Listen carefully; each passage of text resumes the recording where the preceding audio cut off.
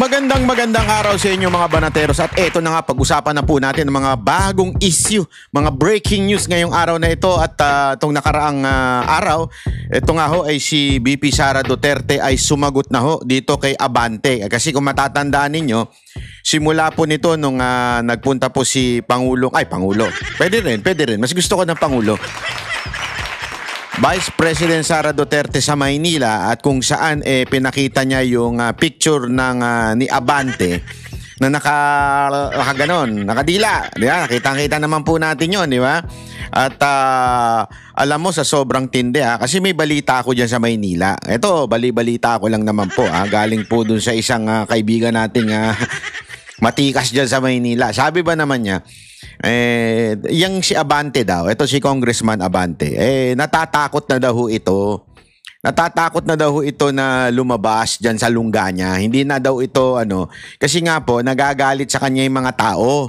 Yun ang siste, yun daw nangyayari. Natagalit na sa kanya yung tao dahil sa ginawang pambababoy nito ni Congressman Abante sa mga Duterte. Alam mo naman ang Maynila. Kita mo naman solid na Duterte ang mga taga Maynila. Nakita natin yan na talagang pag dumarating si VP Sara Duterte, naku po, nagkakagulo Maynila. Nagkaka-traffic, kaliwat kanan. Hindi, nakita nyo naman, di ba, may video nilalabas si Mocha, talagang alupit pagka si VP Sara Duterte. Kaya nga po, may bali-balitang hindi daw lumalabas, di nangangampanya yan. Hindi ko alam kung ibig bang sabihin ng hindi siya nangangampanya ay dahil natatakot siya o baka kasado na. Hindi natin alam. Anong kasado na? Finish na. Ika nga. Finish na ang eleksyon. Bakit kanyo? Malay mo, may mga kausap na siya. Hindi natin alam. Hindi ko sure. Ito, tinatanong ko nga lang. Tanong nga lang ho ito kasi yun yung the fact na hindi daw lumalabas. Ewan ko kung ano nangyayari sa kanya, kung ba't di siya lumalabas. Baka naman talagang natatakot. Pero gayon pa man, napatunayan ho yan kasi nung nagsalita si VP Sara Duterte, kinabukasan, yung kanyang kapatid, anak. Abay nagsalita. Nagsalita sa entablado at galit na galit. Yung parang, ewan ko kung saan mo napulot yung anak niyang yun. Galit na galit. At kesyo kung ano-ano ang mga binato kay Vice President Sara Duterte na wala daw nagawa sa Maynila at wala naman daw siyang silbi, pupunta pa siya sa Baluarte. Kasi bantakin mo pumunta sa Baluarte ni Abante. Pumunta ka sa Baluarte ni Abante, mismong distrito ni Abante at doon ka nangampanya at sinabi mong ito, walang galang to. Bastos ito. Di ba? Yung nakadila, mantakin mo, binaboy ka sa sarili mong distrito. Kung ako yun, iyak na ako. Kung ako yun, takbo na ako sa nanay ko. Diba? Totoo naman kahit anong pagbali-baliktarin natin, mga kababayan, nabahag ang buntot, ika nga. Ewan natin kung totoo, pero nabahag po ang buntot, di umano, allegedly, nitong kongresista na ito. At dahil nga po doon sa pagsagot ng kanyang anak, mukhang nakukumpirma na nabahag ang buntot niya kay VP Sara Duterte. Hindi natin alam kung yan ay katotohanan o bintang-bintan lamang. Although may nagkwento nga sa akin, takot na talaga lumabas yan. Dahil yung mga tao ay sinisigaw ay Duterte pag siya ay nakikita. Hindi natin alam.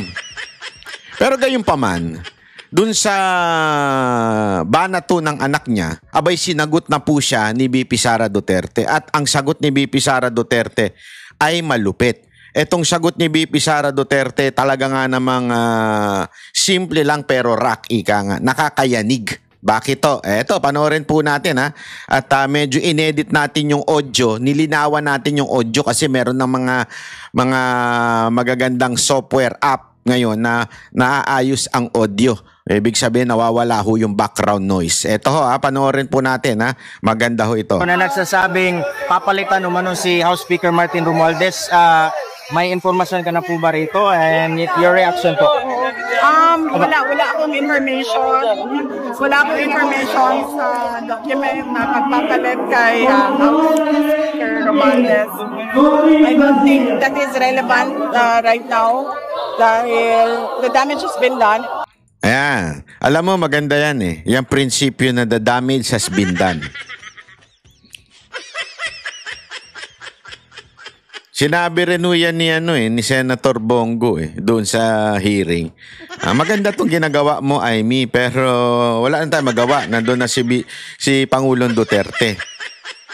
Ika nga, the damage has been done. Anong ibig sabihin nun, mga kababayan? Wala na. Sabi nga, tapos na. Ngayon ka pa nag-iingay. Ngayon ka pa kung ano-anong pahiring-hiring mo dyan. The damage has been done. Wala na. Wala nang silbi, ika nga. Kahit pa sabi nga, aanuhin mo ang damo kung wala na si Bong Ab. Muntik ako na masabing bongbong eh. Buti hindi ko nasabi. Shit. Hindi, aanuhin mo ang damo kung wala na ang kabayo. Di ba? So parang ganito sinasabi ni VP Sara Duterte kay Romualdez. Aanuhin mo pa na matanggal siya, nangyari na mga nangyari. Ano yun? Paalala lang natin mga kababayan, ano ba nangyari? Una, yung budget. Alam naman po natin yung blanco sa budget. So, nangyari na po yun at ang balita ko nga ito, bali-balita po ito. Yung nagkwento sa akin Kasi kung maaalala niyo, balik lang natin ng kapiraso yung budget. Nabuking yung budget na kung saan ay may mga blanco. Alam nyo, meron daw mga nagalit na ilang kongresista dahil hindi yun ang kasunduan o usapan. Una yun. Pangalawa, may isang malaking religious group, hindi ko na lang papangalanan. May isang malaking religious group na nagalit at sinabing hiningi yung ulo ni Speaker Romualdez, allegedly, di umano daw. Hiningi yung ulo ni Romualdez, sabi. Ibig sabihin daw noon, pinagre-resign si Romualdez. At ang ginawa daw, di umano, ay instead na si Romualdez, ang parang sacrificial lamb ay yung kanyang balalay na chairman ng isang komite na kung saan humahawak ng budget o nag-aayos ng budget ng Kamara. Kaya ang mapapansin ninyo, nag-resign daw yun because of, I think, health reason. Alam mo naman, ganyan naman sila pag nagpapalusot. Health reason. Diba? Pero, ang katotohanan nun ay hiningi daw yung ulo at yun ang parang pinaka-compromise, ika nga. So, anong ibig ko lang sabihin? Ba't natin pinapaalala yan? Kasi yan yung mga sinasabi ni Vice President Sara Duterte na huli na ang lahat. Diba? Nakatkong na yung budget. Nakuha na, nailipat na yung budget sa ayuda. Kasi ganyan po talagang ginawa nila sa 2025 budget. Ilipat po, itigil. Ang dami yung tinigil dyan. Una, yung sa PhilHealth na pinuna mismo ng Supreme Court. Di ba? Pangalawa, yung pong mga infrastructure. Sa katunayan, meron ako isang napanood na video na kung saan itong isang congressman na sira-sira ang kanyang lugar. Ang ginawa niya, instead na yung allotted budget for pagpapagawa ng mga roads sa kanyang lugar, ginamit niya sa AKAP, ipinalipat niya. So, nung dineliberate, inilipat ngayon ito sa mga AKAP, AYEX, mga ganyan-ganyang programa. So, siyempre, yung kanyang maitim na balak ay napatupad. Siyempre, ikaw ba naman, sip-sip ka ba naman kay Speaker Romualdez? Talagang asal ka dyan, Panginoon ang dating mo. So, nailipat sa kanya. Hindi ko na lang papangalanan. Kung alam nyo yung lugar na yon, ilagay nyo dyan sa baba. ang laki daw. Sa katunayan, para ho kayo updated, pinost ko po yan sa social media, sa Facebook. Tingnan ho ninyo. I-follow nyo po ako sa Facebook, Banat by 2.0. Kasi pambihira ba naman yung Banat by? Impersonator daw ako. Kaya gumawa na lang akong bago. Banat by 2.0. Papansin nyo dyan, panoorin nyo po dyan, yung mga video na kung saan nilipat. Sa katunayan, isa sa may malaking budget pagdating po sa mga ganyang programa ay yung kanyang distrito. Ano ibig ko sabihin, mga kababayan? Yan din po yung ginawa na sinasabi ni VP Sara Duterte na wala na. Nangyari na yung mga nangyari. Nakatkong na. Nanakaw na. Anong gagawin natin? Huli na ang lahat. Yun po ang parang pinapahiwatig po ni VP Sara Duterte, 'di ba? Na parang wala na po yung pera, aanuhin pa natin. Na wala na, sabi nga niya, hindi na maibabalik 'yan mula sa korupsyon. Yun po ang sabi niya, okay? So, ang tanong ano sa tingin ninyo? May silbi pa ba kung tanggalin si speaker sa Kamara? O ito'y isa lamang, alam mo na naman yun, palusot. Kasi ito'y tinatanong ho siya doon sa may lumabas na dokumento na sinabi naman po nila, fake news. Meron bang aamin? Hindi, yun lang naman ang tanong dyan eh. Fake news yan, fake news. Meron ka ba nakitang umamin? Aaminin ko na korap ako.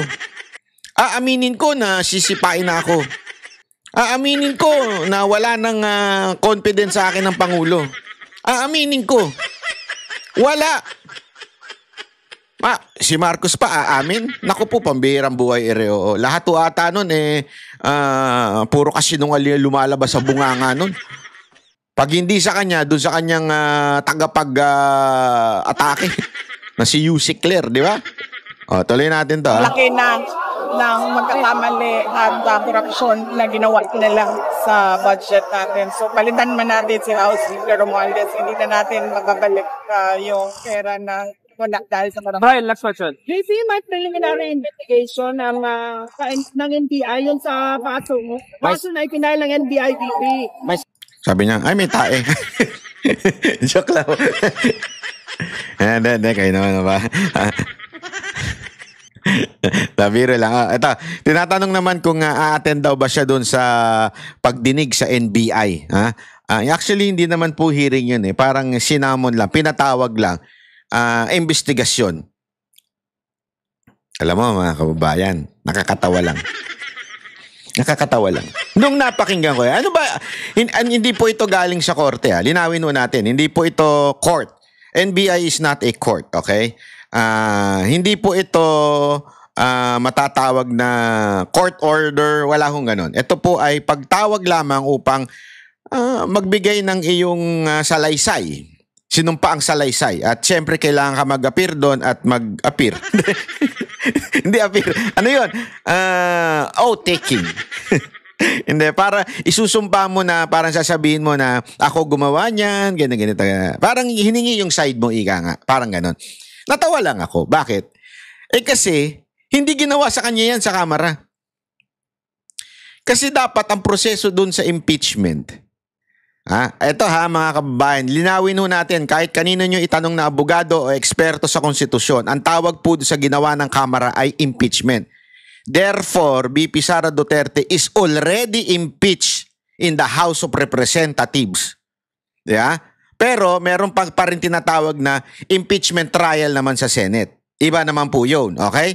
Kasi medyo sabi nga nung mga nagpaliwanag dyan, medyo magulo yung wordings na ginamit sa ating konstitusyon na kung saan impeach ka na, pero impeachment trial pa rin po yung tawag doon sa Senate.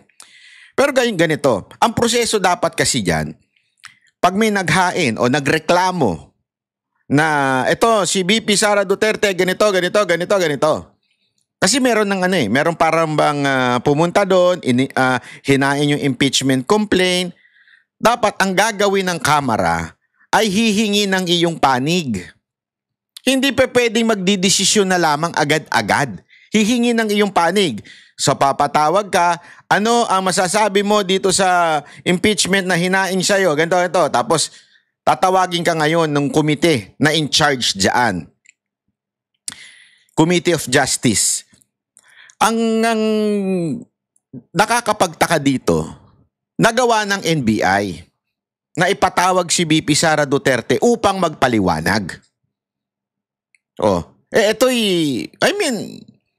Kung kaya pala nilang gawin yun, at yun pala talaga ang tamang proseso, bakit po hindi ginawa sa Kamara yun?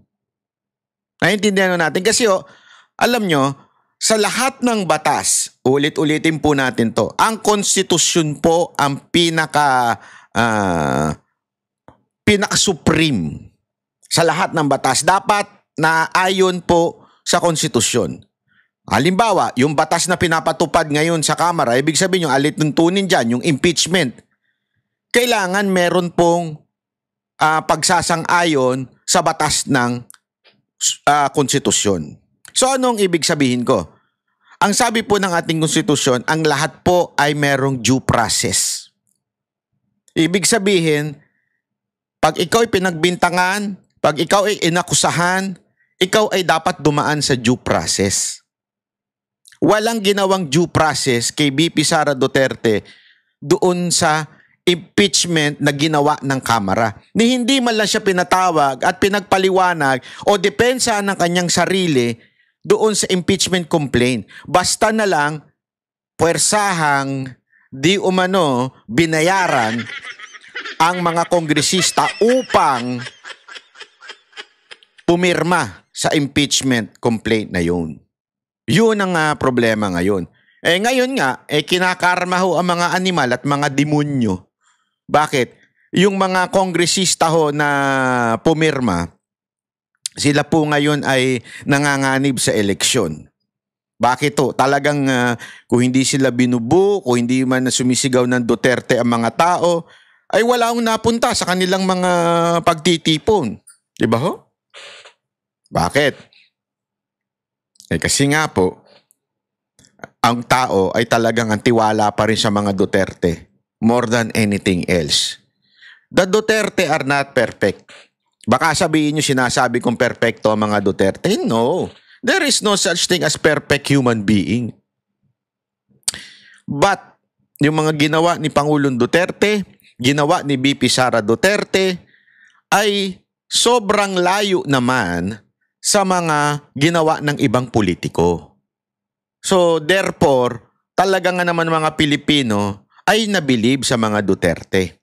They are true. They are honest. At higit sa lahat, hindi ho sila katulad ni Marcos na kung saan gumagante, hindi, alam mo yon, hindi iniintindi ang pagsisilbi sa bayan. Ang talagang iniintindi lang niya ngayon ay yung maipanalo yung kanyang mga bata. Kasi mapapaya nga naman siya. This is a fight between the administration and the Duterte, di ba? Then aminin na po natin, ganyan talaga magiging labanan ngayong kampanya. Kaya nga alam nyo mga kababayan, sana mag-isip-isip yung mga may tangkang mandaya. Dahil ngayon pa lang, kitang-kita na ho ng mga mata ng mga Pilipino na pag ang Duterte ang nagrally, talagang dinadagsa, mainit ang tanggap ng mga Pilipino. Ito worldwide po ito. And yet, sasabihin nila hindi lumalabas sa survey. Tapos yung kanilang mismong rally ay wala akong nagpupunta. Kung meron mang magpunta ay dahil sa bigayang nagaganap. Ngayon nga, meron na naman silang legalized vote buying. Ano ho yun? Etong 20 pesos na bigas. Bakit ko nasabing legalized vote buying? Muntakin mo sa particular laang na lugar. Gagawing 20 pesos ang bigas. Saka nakakita ng ganun. Di ba? Mantakin mo dito lang sa particular na lugar na ito, dito may 20 pesos. Bakit? Kasi nga, malaki po. Sabi nga, ilang milyon daw ata yan. I think, correct me if I'm wrong, I think more than 4 million something ang botante doon. At hahatakin yan yung mga kandidato nila. Diba? Ang lupit po nangyari na ho yan. talagang ito isang panunuhol. O ito, para bagang, kasi ito ang nakalagay pa nga doon sa bigas na yon, fulfilled promise. Parang pelikulang animal, no? Hindi yung fulfilled promise yan. Meron pang isang tanso vlogger na nangangalang Sangkay, yung nagpakalat ng Talano Gold. Ang sinasabi niya, bakit wag tayong bumoto ng mga kandidatong ayaw sa 20 pesos na bigas? Ang hina talaga ng kokote nito ni Sangkay, no? Hindi na nagbago. Talagang ever since talaga, mahina talaga itong mamang to. Alam mo, hindi ho naiinis ang tao doon sa 20 pesos na bigas. Ang problema kasi dito, niloloko nyo ang taong bayan. Niloloko nito mga politiko ang taong bayan. Ito'y ito'y hilig ni Marcos yung bang panglabas lang na pagbabago. Bakit kanyo? Kung talagang na promise fulfilled, dapat nationwide. Una, ang ganda ng punto ni Jimmy Bondoc lumakas ba ang mga farmers natin? Ibig sabihin, nagbago ba sila? Ibig sabihin, meron bang nagawa ang gobyerno upang tulungan ang mga farmers? Dumabi ba ang kanilang production? Ibig sabihin, yung mga nagagawa nila na kaya bumaba ang bigas ay dahil dumami? Hindi. Nasuportahan ba ng gobyerno? Naayos ba yung mga road to farm? Hindi. Yung mga irrigation na kailangan, hindi din. Wala akong nagbago. Ibig sabihin, kung bulok nun, mas bulok pa nga ngayon. Ano to, bakit bigla nagmura ang bigas? At particular lang sa ilang lugar? Kasi nga, may mga nakatagong bigas. Kung maaalala ninyo, di ba, ang daming raid na nangyari? Ang daming raid. Dati na mga, alam mo yun, mga bude-bodega. Ang tanong, asan yung mga yun? Hindi kaya ito yung mga bigas na yun? Na kunwari, magbebenta lang ng 20 pesos na bigas pero sa totoo lang, ang tawag dyan, parang panglabas lamang na pagbabago. Ibig sabihin, hindi naman talaga naayos yung sistema, hindi naman talaga nasuportahan yung mga farmers. Para lamang baga mabudol, mapaniwala yung mga tao. O, kita nyo na? Yung pangako kung 20 pesos na bigas natupad. Hindi nagkakalokohan. Tayo nanggagaguhan ho tayo. Kawawa naman po taong bayan kung ganyan at ganyan ang gagawin ninyo. Hindi ho tama. Kaya sana mga kababayan, maunawaan natin na ito isa na namang form ng pangbubudol sa ating mga kababayan. Kayo mga taga Cebu. Kasi sa inyo daw gagawin yan Walang problema. Kunin ninyo. Hanggang kaya ninyong kunin, ubusin ninyo. Ubusin ninyo yung 20 pesos na bigas na yan. Kasi sa ating galing yan. Tax ng bayan yan Yung subsidy na ginawa nila ay galing sa tax ng bayan, sa tax natin yan. So kunin nyo, karapatan nyo yan. Pero, huwag nyo iboto. Yun ngang gobernur ninyo dyan kumaharap pa sa kaso Bakit? Tingnan nyo yung kaso niya. Baka kala nyo biro-biro. Although, merong legally silang nilalaban ngayon. Ina-appeal nila kasi bawal daw ang mag-suspend during na campaign period o less may days before the campaign, before the election, bawal mag-suspend. Okay. But the fact will remain na meron siyang proyektong pinaspas. Meron siyang proyektong minadali na hindi dumaan sa tamang proseso. Yun po yung akusasyon sa kanya. At kinatigan ng ombudsman. Na ibig sabihin, meron kang ginawang hindi maganda, hindi tama. Doon pa lang, sabi nga, sabit na. Ngayon, kung yung pinaglalaban mo yung proseso, sige, ipaglaban mo yan. Walang problema. But the fact will remain that you did something wrong. Diba? Kaya nga, ito mga kababayan itong nangyayari sa Cebu, wag po kayong paloloko. Dahil malupit po ang mga politiko ho dyan sa Cebu. Talaga nga naman, hindi lang ho balingbing Talaga nga naman mambubudol. Schedule na, ma'am. Schedule na preliminary. May 9 and 16. Dadalo ka ba? Yes, nagkausap na kami ng aking abogado with regard po sa counter affidavit. Nakatapos na lang namin. At mag-appear ako dahil kailangan ko mag-vote. Bibi! In-order na yun eh.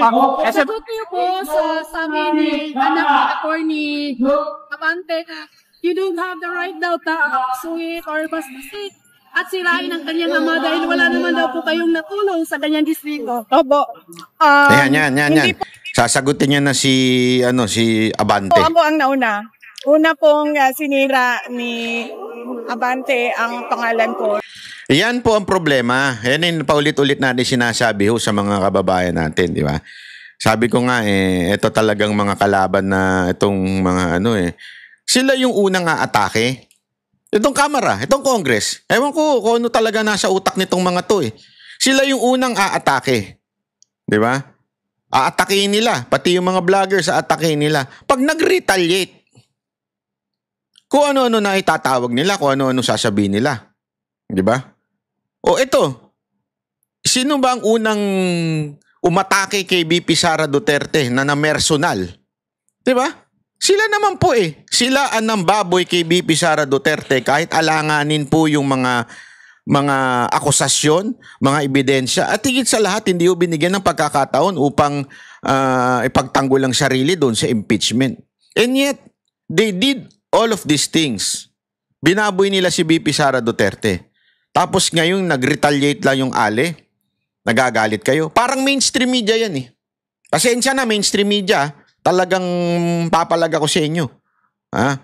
Ito kasi mga mainstream media, lalo na yung mga nakadebate ko, ang yayabang. Akala mo kung sinong nasa kanila ang supreme truth, ika nga. Nasa kanila ang katotohanan. Tapos pag nag-retaliate ang mga vloggers, tatawag nilang fake news, tapos sasabihin nila, kawawa naman kami, ba't nyo naman kami sinasabihan ng bayaran? Bakit nyo kami sinasabihan ng bias with ED? Gago pala kayo eh. Kayo ang gumawa ng mga katarantaduhan. Kayo ang mga naging biased. Kayo ang kung ano-anong pinalalabas ninyo. Halimbawa, yung humingi ng asylum si Pangulong Duterte sa China, tarantado pala kayo. Sa't kalhati pala kayo mga ulul. Papalabas nyo yan. Tapos babawi kayo. Tapos pag nagbawi kayo, hindi ko call out ng ibang mainstream media. What if, against sa inyong amo? Sigurado ko, kaliwat kanan ng balita niya, mga 5 beses nyo ibabalita yan.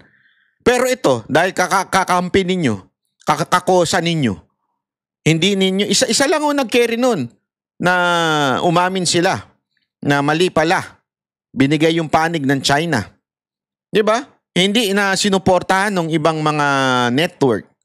Sana man lang kinall out nila yung kasamahan nila na nagpalabas ng peking balita itong GMA yun. Diba? Sana man lang ganun. Para kayong ganito si Abante. Pag kayo sinabihan ng bias, kung kayo sinabihan ng iiyak kayo. Diba?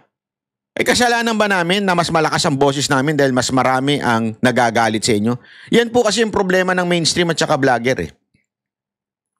Bakit po ba sila apektado sa mga vlogger? Bakit po ba sila apektado sa mga influencer? Kung wala namang nakikinig sa amin, hindi sila apektado. Tama, mali. Kaya lang, maraming nakikinig sa amin kaysa sa inyo.